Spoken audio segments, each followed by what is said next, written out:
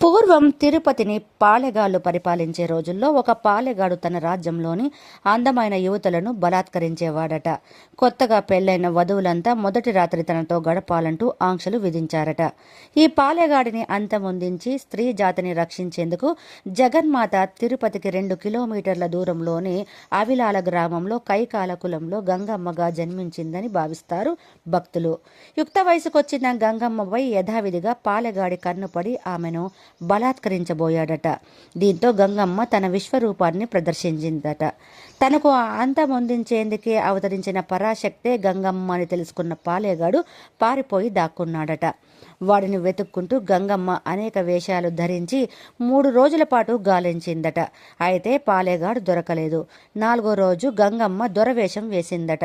దీంతో తన ప్రభువైన దొర వచ్చాడనుకుని పాలేగాడు బయటకు రాగానే వాడి తల నరికి సంహరించిందట.